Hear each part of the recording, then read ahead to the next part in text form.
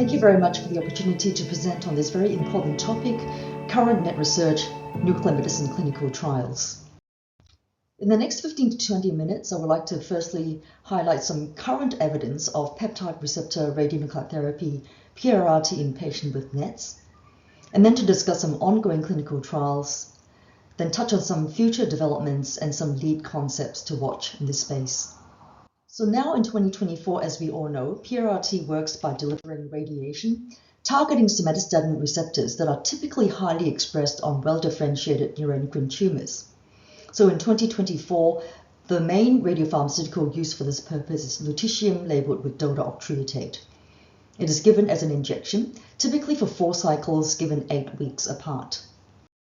Now basically, after the intravenous injection of lutetium DOTA octreotide, it circulates around the body, and the radiation preferentially concentrates on somatostatin receptor expressing neuroendocrine tumor cells, radiation causing direct damage to the neuroendocrine tumor. We know that lutetium DOTA octreotide therapy can be effective in many patients. This is an example of a patient who has multiple sites of disease affecting the bones, but after PRRT you can see a dramatic reduction of tumor burden on imaging, accompanied by significant reduction of pain and improvement of this patient's quality of life. It is certainly very encouraging to see that there is now increasing evidence showing that lutetium DOTA octreotide therapy is effective, and certainly there are more trial data coming through also supporting that this treatment is superior to some other treatments as well.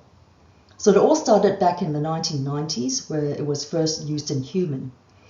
Subsequently, multiple institutional series have shown that this particular radiopharmaceutical can be very effective in disease of various grades, primary sites. It can reduce hormone secretory symptoms and also improve quality of life.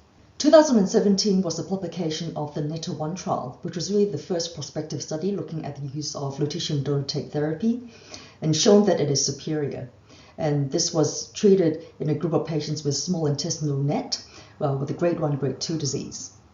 This actually led on to fairly rapid FDA approval of lutetium DOTA therapy in America and also several countries in Europe. It is very encouraging to see that within the last 5 years that more evidence and data are coming through as well. The Oncology trial looked at patients with progressive pancreatic neuroendocrine tumor, showing that lutetium DOTA octreotide therapy is more superior compared to sunitinib. The control NET study reported the use of combination lutetium DOTA PRRT plus CAPTEM chemotherapy, showing that this combination is feasible and effective versus chemotherapy alone, particularly for patients with pancreatic neuroendocrine tumors. Now, more recently, the NET-2 study has been published, also showing that lutetium DOTA therapy is very effective for patients with gastroenteropancreatic NET of grade 2 to low grade 3, with a Ki-67 of 21 to 55%. So really encouraging to see all these results coming through. However, we do still have some additional questions. We know that lutetium DOTA therapy is effective, but number one, is lutetium DOTA therapy actually better than other treatments for different NET patient groups, given it is such a heterogeneous disease? The second important question to answer is, how can we further improve the effectiveness of PRRT? Because we know that many patients respond to this treatment, but not all patients. I think to answer these questions, we really need to have high-quality clinical trials. It is very encouraging to see that currently there are more than 35 PRRT clinical studies that are registered in clinicaltrials.gov that are active and recruiting. So it is a really dynamic space, and hopefully we will get some answers for these questions in the near future. So in regards to the ongoing current clinical trials in 2024, to answer the first question, is lutetium DOTA therapy better than other treatments? Now, there are actually several ongoing prospective trials comparing PRRT to other treatments. Now, these are big trials and very important trials because the results of these may actually guide future practice. There are 2 phase 2 studies. The COMPARE-NET study is looking at lutetium DOTA octreotide therapy, comparing it to CAPTEM chemotherapy for patients with pancreatic NET. The NET-RETREAT study is comparing lutetium DOTA used in the retreatment setting versus everolimus in patients with midgut neuroendocrine tumors. There are two phase 3 studies that are ongoing. These are big studies.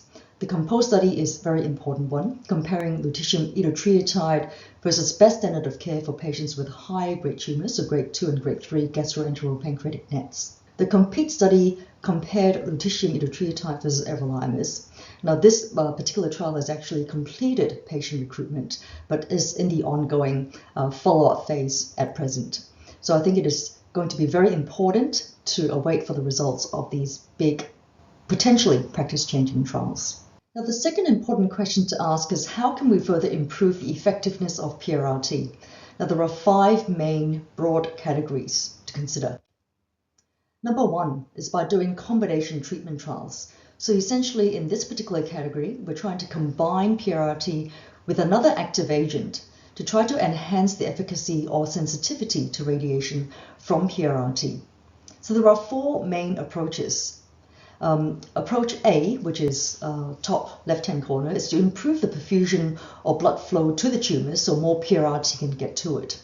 There are certain drugs that may be able to do this, such as temozolomide, sunitinib, or everolimus. Potential mechanism number B, which is on the top right-hand corner, is to upregulate the somatostatin receptor expression so that to increase the binding of PRRT to the tumor cells. And potential options is to combine PRRT with a somatostatin analog or epigenetic modulation such as an HDAC inhibitor. The third potential mechanism in terms of enhancing the efficacy is to co-administer PRRT with another DNA-damaging agent such as chemotherapy or anti-cancer drug to increase the proportion of cell kill. Mechanism number 4, which is D, we can potentially combine PRRT with another targeted therapy that works in a specific pathway, such as combining PRRT with a PARP inhibitor, which acts to block DNA repair, or in other words, it enhances cell death. It is really encouraging actually to see that currently in 2024, that there are actually a number of combination treatment trials combining PRRT with a number of the agents that we have mentioned before. But really just wanting to highlight that combination treatment trials must be done very carefully in a controlled prospective trial setting because we really need to assess that this combined approach is safe and effective for patients with NET. Now, the second strategy to further improve the efficacy of PRRT is to use a new radionuclide other than lutetium-177. So this audience will know that currently the most commonly used radiation is lutetium-177. It actually gives off beta radiation emission over several millimeters. So it is actually very effective in terms of cross-irradiation of a single cell and also causing DNA damage as well. There is another type of radionuclide that gives off alpha emissions. Now, alpha emissions, on the other hand, actually emits really high energy levels over a very, very short distance. So proportionately can actually potentially achieve even higher cell kill compared to lutetium-177. A third type of radionuclide emits Auger electrons. Auger electrons, on the other hand, emits energy level that is actually relatively weak, but it concentrates in a very, very short distance. So it tends to concentrate mainly in the nucleus of the cell. So potentially, it can be very helpful and useful in terms of treating patients with very small or microscopic disease. So if you refer to the table on the right-hand side, you can see that lutetium-177, which is a beta emitter, is the most commonly used clinical agent at the moment. Copper-67 is a potential new radionuclide, but it has physical properties being very similar to lutetium-177, also being a beta emitter. On the other hand, terbium-161 is an interesting radionuclide because it actually emits both beta as well as Auger electrons. So it may be very helpful in terms of treating patients with heterogeneous disease with microscopic deposits. Now, the last category, which include bismuth, actinium, and lead-212, actually gives off alpha emissions. Now, as mentioned, very high energy deposited over a very short tissue range, potentially achieving much higher cell kill.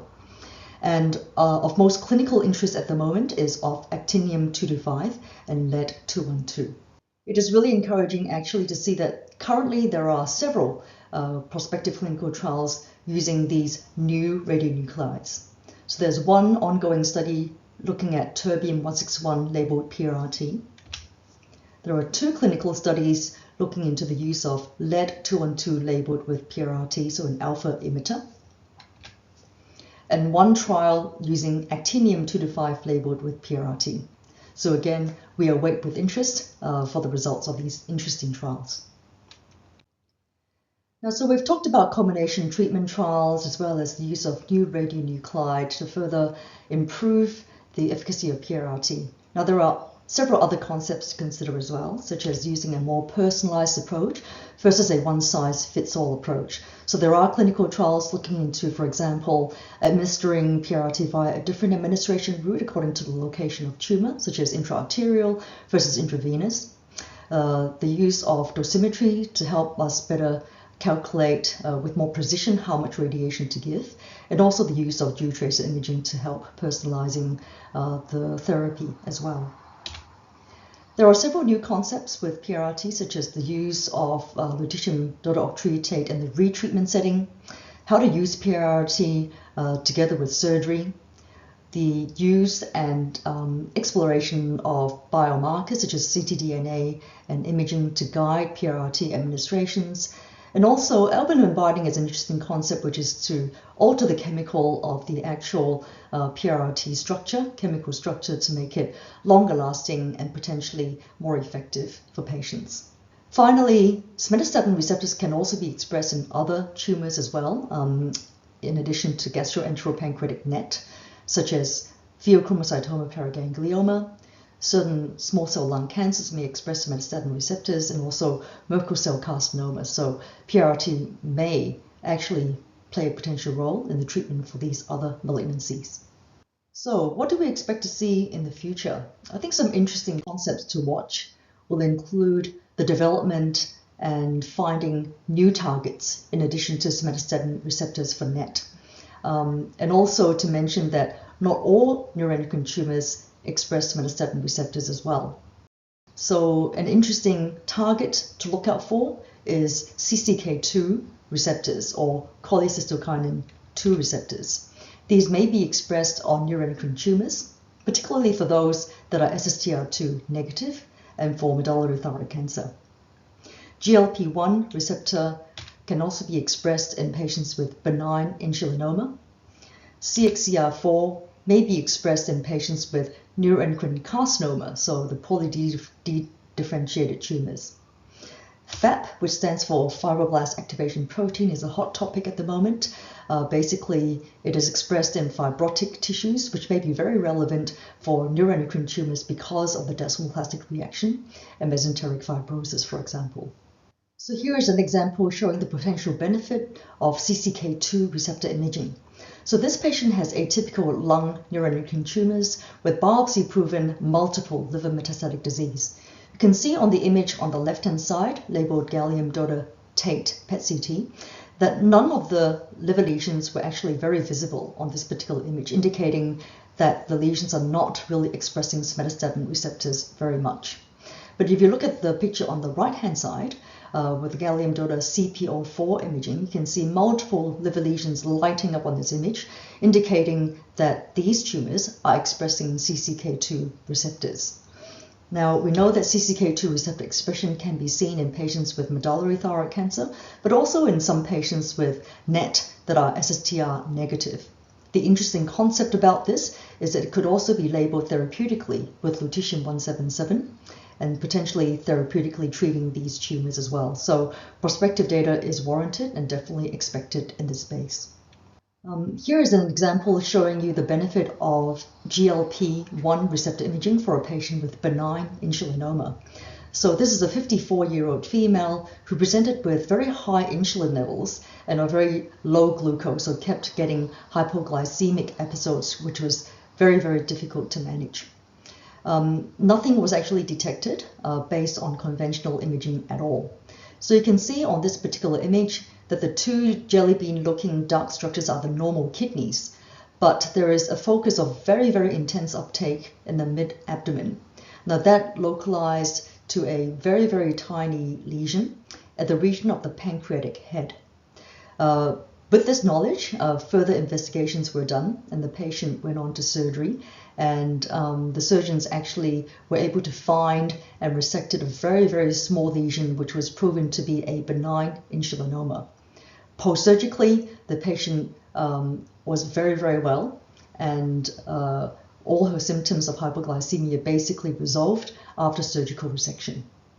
So in this particular slide, I also wanted to highlight that globally, including in Australia, that there are also prospective NET imaging trials being performed as well. So in the Australian local setting, we have the DISCO trial, which is looking at PET imaging with a radiotracer called copper-sartate for somatostatin receptor expressing NET. The BAYONET study is looking at the influence of long-acting somatostatin analog on the bowel distribution on gallium dotatate PET-CT images. The DONUT study looked at another radiotracer investigating hypoxia in NET metastases. So to conclude, I think 2024 and beyond is really looking very bright. There are certainly an increasing number of prospective PRRT and imaging trials. Hopefully this will provide us with very robust data and evidence. I think the future focus really should be on performing more multi-center collaborative studies, particularly important for uncommon complex cancers like neuroendocrine tumors. There are also many new potential developments underway as well. The goals are to improve the clinical outcomes in patients with NETs and other somatostatin receptor positive malignancies.